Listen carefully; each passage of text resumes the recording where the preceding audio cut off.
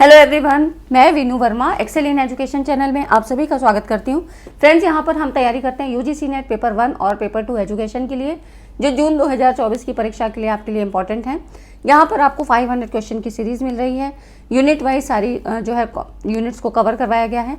जितने भी important concepts हैं PYQs के माध्यम से या पूरा आपका थ्योरी जो है सब यहाँ पर सारी चीज़ें कवर करवाई हैं यूनिट वाइज। ठीक है, जितने भी इंपॉर्टेंट कॉन्सेप्ट हैं, नए कॉन्सेप्ट हैं, वो भी पेपर 1 में मैंने कवर करा दी है। उसकी प्लेलिस्ट में आपको अलग सेगमेंट मिल जाता है। ठीक है, तो आप यहाँ पर प्लेलिस्ट में ज़रूर चेक कर लिया करिए। यूनिट वाइज भी आप कवर कर सकते हैं और जितने इंपॉर्टेंट कॉन्सेप्ट्स हैं वो भी मिल जाएंगे। PYQs आपको अलग से प्लेलिस्ट में आपको सेगमेंट्स बना दिया है। ठीक है, तो आप वहाँ पर उस ब्लॉग को देखिएगा।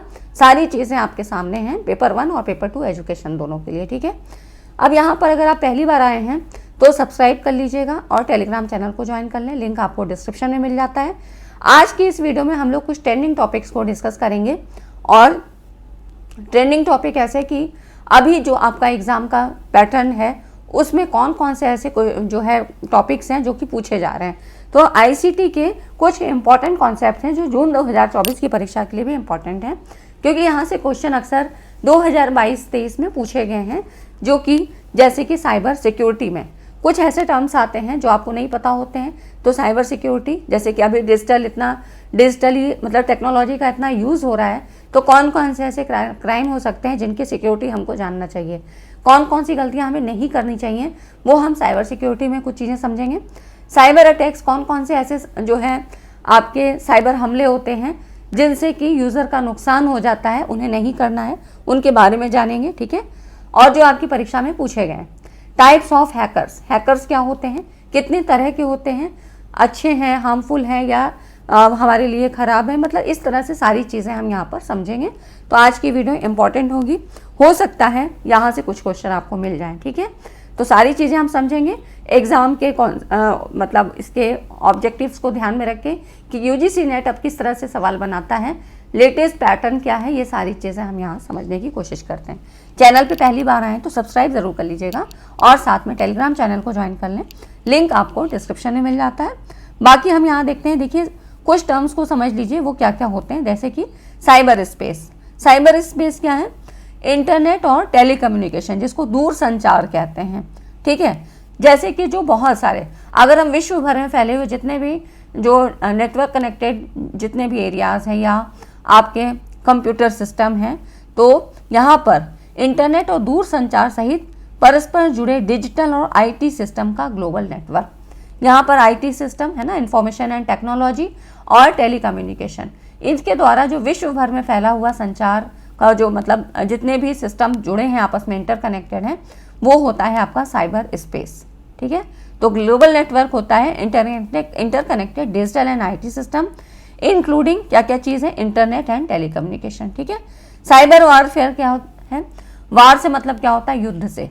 तो यहाँ पर ये जो यूज़ किया जाता है ये हम यूज़ करते हैं डिजिटल हमले को के उपयोग के लिए। यहाँ पर जैसे कि कह रहे हैं रणनीतिक या सैन्य उद्देश्यों के लिए। ठीक है, यहाँ पर अन्य देशों की सूचनाएं, जो भी कोई इन्फॉर्मेशन है, इसको बाधित करने, ठीक है, मतलब डिस्टर्ब करने, डैमेज करने और डिस्ट्रॉय करने के लिए। यहाँ पर अदर नेशंस फॉर स्ट्रेटजिक और मिलिट्री पर्पस है ना, तो यहाँ पे मिलिट्री पर्पस के लिए इसको यूज़ किया जाता है कुछ नुकसान पहुँचाने के उद्देश्य से। तो ये क्या होता है, एक तरह का डिजिटल हमले का हम उपयोग करते हैं। किसके द्वारा यूज़ किया जाता है, तो राष्ट्रों के द्वारा। ठीक है, नेशंस वाइज यूज़ होता है और ये हो जाता है साइबर वारफेयर, कि कहीं पे किसी देश की सूचना आपको निकालनी है या वहाँ पर उसको उसकी मतलब उसके जो है आपको वहाँ पर मतलब उसमें जो भी सिक्योरिटी है उसको भंग करना है, तो इस तरह के वारफेयर, साइबर वारफेयर का यूज़ किया जाता है। ठीक है, डिजिटल हमलों का उपयोग किया जाता है, ये हो जाता है साइबर वारफेयर। साइबर क्राइम क्या होता है, कंप्यूटर और इंटरनेट के माध्यम से जो भी कोई गैर कानूनी काम है, ठीक है, इलीगल एक्ट और क्राइम, तो इस तरह से ये जो अपराध होता है ये साइबर क्राइम होता है। यहाँ पर आमने सामने नहीं, लेकिन डिजिटली या कंप्यूटर के माध्यम से इस तरह के बहुत सारे फ्रॉड होते हैं। ठीक है, तो ऐसे ये टर्म्स आपको पता होना चाहिए। कई बार आपको मैचिंग में भी पूछ लिए जाते हैं या आपसे स्टेटमेंट के सवाल वगैरह में अगर ऐसे आ जाएं तो इनकी मीनिंग पता होनी चाहिए। स्पैम, स्पैम क्या है, एक तरह के अनवांटेड सिग्नल होते हैं। ठीक है, तो यहाँ पर हम बात करें साइबर सुरक्षा के संदर्भ में इंटरनेट पे भेजे गए किसी भी अनचाहे इररिलेवेंट मैसेज जो कि उससे मतलब रिलेट नहीं करता है, ऐसे मैसेज को ये रेफर करता है ना। तो यहाँ पर ये हो जाता है आपका कंप्यूटर और इंटरनेट का प्रयोग करके अनेक व्यक्तियों को कुछ अनवांटेड या अवैध रूप से, इलीगल रूप से भेजा गया ईमेल संदेश, ये स्पैम कहलाता है। और इसको क्या कहते हैं, ये नेटवर्क के दुरुपयोग के रूप में जाना जाता है। अधिकतर ये यूज़ कहाँ होता है, तो इसकी अगर हम बात करें तो यह आमतौर पे यूज़र को मुख्य रूप से विज्ञापन, फिशिंग क्या है, एक तरह के अटैक है, मेलवेयर या अन्य जो है कॉमन जो है पर्पस के लिए यूज़ किया जाता है। और इसका जो भेजने का खर्चा होता है ना, वो क्लाइंट के ऊपर या इंटरनेट सर्विस प्रोवाइडर पे होता है, इसलिए ये ज़्यादातर इसका यूज़ एडवर्टीजमेंट के लिए करते हैं। आपके सामने बार बार ऐसे एडवर्टीजमेंट आते हैं, ठीक है। तो ये हो जाते हैं स्पैम, जिनको हम चाहते नहीं है देखना, लेकिन हमारे सामने दिखाई देते हैं। और अगर आप क्लिक कर लेते हो मान लो, तो ये फिर यहाँ पर आप साइबर क्राइम के भी शिकार हो सकते हो, है ना।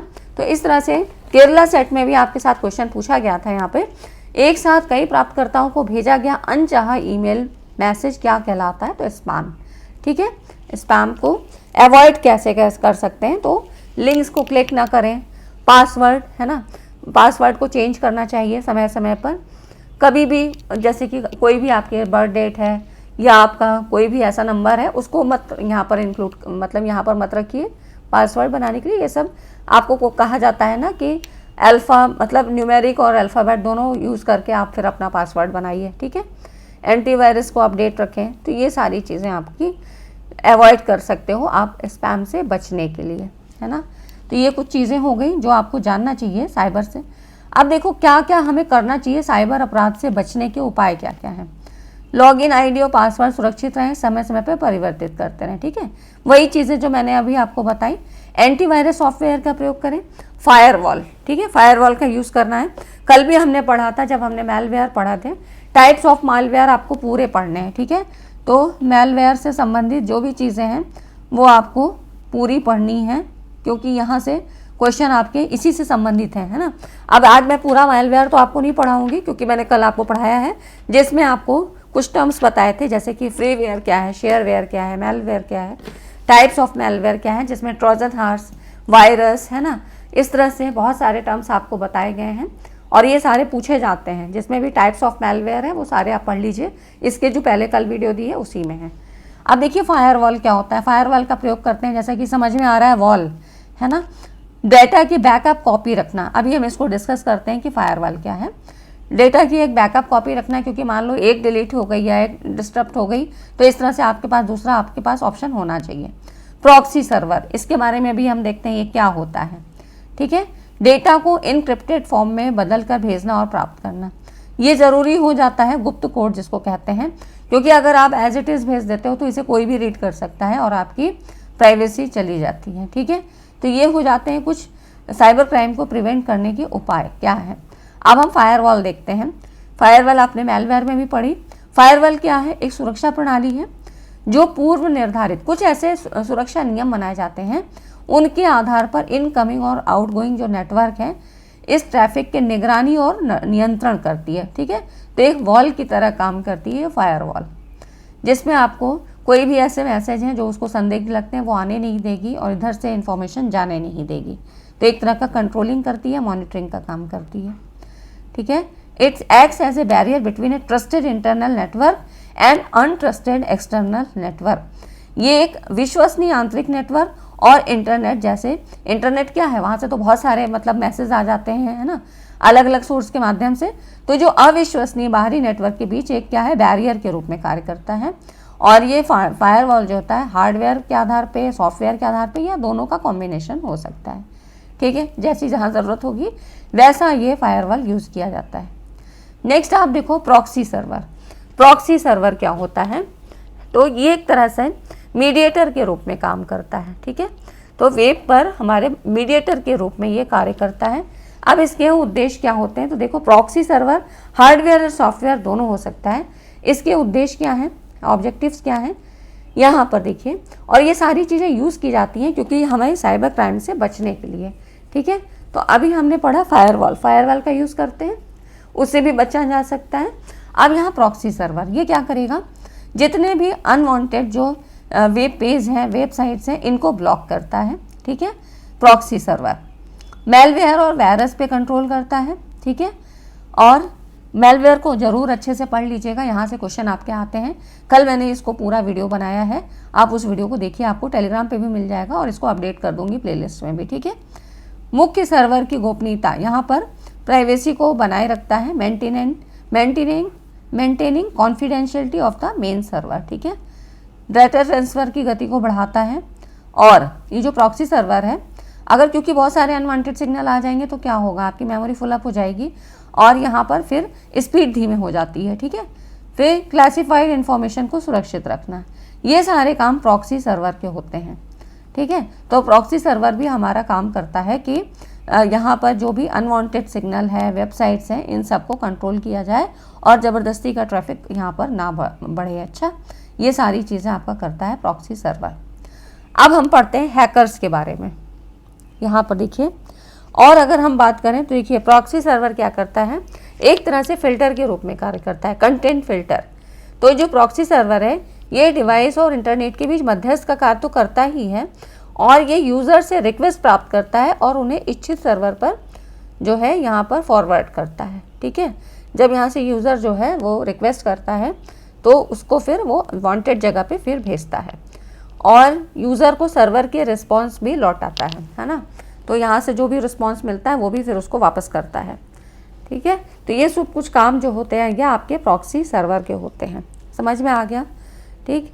आपको टाइप्स ऑफ मेलवेयर पढ़ना ही पढ़ना है, क्योंकि वहाँ से जितने भी हैं आपके कि स्पाईवेयर क्या है ना, किस लिए यूज़ किया जाता है, ट्रोजन हॉर्स क्या है, और वायरस क्या होता है, एंटीवायरस क्या होता है, और भी इसके अलावा भी बहुत सारे हैं, वो सारे आपको वहाँ पढ़ने हैं, ठीक है। फ्रीवेयर, शेयरवेयर, स्पाईवेयर, ठीक है, स्काईवेयर, ये सारी चीज़ें आपको पता होनी चाहिए और ये कल मैंने पढ़ा दी है, तो फिर आज मैं इसको ज़्यादा डिस्कस नहीं कर रही हूँ। मेलवेयर आप समझ लीजिए एक तरह से मैलिशियस सॉफ्टवेयर होता है जो कि मतलब यहाँ पर बाधित करता है ना, हमारे सिस्टम को, कंप्यूटर को यहाँ पर वो क्या करेगा, नुकसान पहुँचाने की कोशिश करता है। और ये सारी चीज़ें हैकर्स के द्वारा यूज़ की जाती हैं जैसी जैसी जगह होती है, ठीक है। तो ये आपको पता होना चाहिए, इसलिए मैंने कहा आपको कि आप उस वीडियो को ज़रूर से पढ़ें कि उसमें कैसे स्पैम होता है, कैसे फिशिंग होती है ना। तो ये सारे वॉर्म क्या होता है, ट्रोजन हॉर्स क्या है, रैनसमवेयर किस लिए यूज़ किया जाता है, और आपसे यही पूछा जाता है की लॉगर्स क्या है, स्पाईवेयर कैसे यूज़ करता है, एक जासूस की तरह काम करता है। तो अगर आपको नहीं पता होगा नाम के थ्रू, और मैंने बहुत ईजी वे में समझाने की कोशिश की, आप लोग उसको ज़रूर देख लें, कल की वीडियो में दिया हुआ है। उसके बाद हम देखते हैं हैकर्स। हैकर्स का क्या होता है। हैकर्स किसी भी सिस्टम के वर्किंग सिस्टम को जानने के लिए उसमें छेड़छाड़ करने वाला व्यक्ति हैकर्स कहलाता है, जो हैक करे, है ना। तो इसमें भी कई तरह के हैकर्स होते हैं, ज़रूरी नहीं कि सब खराब इंटेंशन से ही काम करें, कुछ अच्छे भी होते हैं। तो अब यही देखेंगे कि टाइप्स में कौन कौन से होते हैं, ठीक है। तो समझ में आया हैकर्स कौन है, जो कि किसी सिस्टम की जो उसकी वर्किंग सिस्टम है, उसकी जो कार्य पद्धति है, इसको जानने के लिए उसमें मतलब उसमें छेड़छाड़ करेंगे, कुछ ना कुछ ऐसा काम करेंगे और उससे डाटा को निकालेंगे, ठीक है। तो छेड़छाड़ करने वाला व्यक्ति हैकर होता है। टाइप्स ऑफ हैकर्स में देख लेते हैं। यहाँ पर देखिए वाइट हैट हैकर्स, है ना। इसमें वाइट हैट हैकर्स, इन्हें एथिकल हैकर्स के रूप में जानते हैं। एथिकल से मतलब ये थोड़े अच्छे होंगे। तो ये अपने कौशल का उपयोग कमजोरियों को खोजने और ठीक करके जो भी संगठन को उनकी सुरक्षा में सुधार करने में मदद के लिए करते हैं, ठीक है। तो इनका जो इंटेंशन होता है ये क्या होता है, अच्छी चीज़ करना, मदद के लिए ये आगे आते हैं। ये कानूनी रूप से काम करते हैं, ठीक है, और अक्सर सुरक्षा सलाहकार या प्रवेश परीक्षक के रूप में काम करते हैं। ये हो जाते हैं वाइट हैट हैकर्स। उसके बाद ब्लैक हैट हैकर्स, या इन्हीं को क्रैकर्स भी कहते हैं, ठीक है। अगर कभी क्रैकर्स नाम दिया हो या ब्लैक हैकर्स एक ही चीज़ है। ये क्या करते हैं, दुर्भावनापूर्ण, मतलब ये जो हैं वल्नरेबिलिटीज़ के लिए कमजोरियों का फ़ायदा उठाते हैं, डेटा चोरी करना और हार्मफुल मतलब स्टीलिंग डेटा, कॉजिंग डैमेज को करना, मतलब ठीक है, और अनऑथराइज एक्सेस तक पहुंचना। तो ये सारे जो जितने भी इलीगल और हार्मफुल काम होते हैं ये सारे ब्लैक हैट हैकर्स या क्रैकर्स के माध्यम से करवाए जाते हैं, ठीक। तो ये समझ में आया कि वाइट वाले अच्छे हैं, ब्लैक वाले खराब हैं, ठीक। Grey hat hackers, grey head क्या है, इन दोनों के बीच आते हैं। तो ये सफ़ेद और काली जो है, जो ब्लैक और वाइट हैट हैकर्स हैं, इनके बीच आते हैं। ये बिना किसी के परमिशन के कमजोरियों की पहचान करते हैं, वहाँ से निकालते हैं, मतलब विदाउट परमिशन। उनका इंटेंशन होता है कि ये जो है यहाँ पर मतलब उनका फ़ायदा उठाने की कोशिश करते हैं, ठीक है। लेकिन ये ज़रूरी नहीं होता है कि ये वो मैलिशियस ही हों। वे बाद में संगठन को सूचित करते हैं और कोई पेमेंट भी नहीं लेते हैं, विदाउट आस्किंग फॉर पेमेंट्स, ठीक है। कोई भुगतान नहीं लेते हैं, लेकिन उस ऑर्गेनाइजेशन को यहाँ पर सूचना दे देते हैं, ठीक है। तो ये बस इनका ये होता है कि ये बिना अनुमति के उनके कमजोरियों को पहचानते हैं और उनका फ़ायदा उठा सकते हैं, लेकिन इनका इरादा ज़रूरी नहीं है कि मैलिशियस हो भी सकता है, नहीं भी, ठीक है। तो इस तरह से ये नहीं कह सकते हैं। तो ये ग्रे हैट हैकर्स ब्लैक और वाइट हैट हैकर्स के बीच का काम करते हैं, ठीक है। उसके बाद हैक्टिविस्ट। हैक्टिविस्ट किसके लिए काम करेंगे? ये करेंगे, ये राजनीतिक और सामाजिक उद्देश्यों के लिए अपने स्किल का उपयोग करते हैं, ठीक है। तो राजनीतिक और सामाजिक उद्देश्यों के लिए यहाँ पर हैक्टिविस्ट काम करते हैं। और ये क्या करेंगे? वैचारिक मान्यताओं का विरोध करने या बढ़ावा देने के लिए, मतलब ये संगठन या सरकारों को निशाना बनाते हैं, ठीक है। तो पॉलिटिकल बैकग्राउंड से होते हैं, मतलब यहाँ पे गवर्नमेंट को प्रोटेस्ट और प्रमोट करने के लिए आइडियोलॉजिकल बिलीफ्स, ठीक है। तो ये मतलब यहाँ पे इतना याद रखिए, ये राजनीतिक और सामाजिक उद्देश्यों के लिए अपने स्किल का उपयोग करते हैं। कैसे भी कर सकते हैं। स्क्रिप्ट के डेज, यहाँ पर ये क्या है, स्क्रिप्ट को लिख कर, मतलब जो ये इनका जो टूल होता है, इसमें ये स्क्रिप्ट का प्रयोग करते हैं। पूर्व लिखित टूल, मतलब ये स्क्रिप्ट का प्रयोग करते हैं। ये इतने जानकार नहीं होते हैं कि ये ऐसे ही काम कर लेंगे और इस तरह से किसी भी हमलों को अंजाम दे सकते हैं, ठीक है। तो इनके हमले अक्सर अवसरवादी और कम रिफाइंस होते हैं। Their attacks are often opportunistic and less sophisticated. ये खाली स्क्रिप्ट, मतलब लिखे लिखाए उस पर ही काम कर रही है। स्क्रिप्ट के लिख के, मतलब कोई भी इनको टेक्निक पूरी तरह से समझ में नहीं आती है और इस तरह से पूर्व लिखित टूल या स्क्रिप्ट का प्रयोग करते हैं। नेक्स्ट आप देखो, स्टेट स्पॉन्सर्ड हैकर्स। यहाँ पर देखो, ये जो है ना स्टेट स्पॉन्सर्ड, ये विदेशी संस्थाओं के खिलाफ जासूसी, साइबर युद्ध या अन्य प्रकार के हमले करने के लिए सरकार, गवर्नमेंट के डायरेक्शन में, इंस्ट्रक्शन में काम करते हैं। अत्यधिक कुशल और साधन संपन्न होते हैं। तो इस तरह से ये स्टेट स्पॉन्सर्ड हैकर्स होते हैं। उसके बाद हम बात करें तो इनसाइडर थ्रेट्स, ये हैं जो कि पहले से किसी ऑर्गेनाइजेशन में या किसी इंस्टीट्यूट में काम कर रहे थे और यहाँ पर डेटा चोरी कर लेते हैं, संचालन में बाधा डालने या दुर्भावनापूर्ण गतिविधियों को अंजाम देने के लिए करते हैं। तो इस तरह से अगर उनको कभी निकाल दिया जाता है कुछ, तो वहाँ से डेटा चोरी करके ये बाहर भेजते हैं, ठीक है। तो अंदरूनी ज्ञान का दुरुपयोग करते हैं इनसाइडर थ्रेट्स। ये अपने पर्सनल लाभ या बदला लेने के लिए अपने अंदरूनी ज्ञान का दुरुपयोग करते हैं। इनसाइडर थ्रेट्स, जो अंदरूनी जानकारी जो होती हैं, इंटरनल जो भी जहाँ प्राइवेसी होती है, वो उन चीज़ों को ये लीक करते हैं, ठीक है। तो ये हो जाते हैं। तो फ्रेंड्स, इतनी चीज़ें आपको समझ में आई? अगर नहीं समझ में आई तो बताइए, समझ में आई तो वीडियो को लाइक एंड शेयर ज़रूर करें, ठीक है। आप देखिए, अब हम साइबर सिक्योरिटी अटैक्स के बारे में पढ़ते हैं। यहाँ से क्वेश्चन आपसे पूछे जाते हैं, आए भी थे, जिसमें आपसे क्वेश्चन में पूछा है विशिंग, फिशिंग और स्मैशिंग। फिशिंग, विशिंग और स्मैशिंग ये क्या है?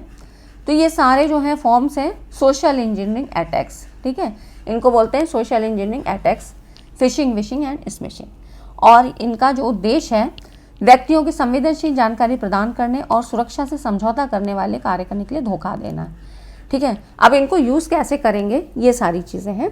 तो एक तरह से क्या है, ये यहाँ पर भी हमारे साइबर अटैक्स होते हैं। डिजिटली कंप्यूटर के माध्यम से, इंटरनेट के माध्यम से कुछ ऐसे आक्रमण किए जाते हैं, मतलब सीधे से ना सही आके इंटरनेट के थ्रू करवाए जाते हैं और इससे आदमी क्या होता है, जो यूज़र है वो धोखाधड़ी का शिकार हो जाता है। तो यहाँ पर देख लेते हैं क्या चीज़ें हैं। इसमें देखिए फिशिंग।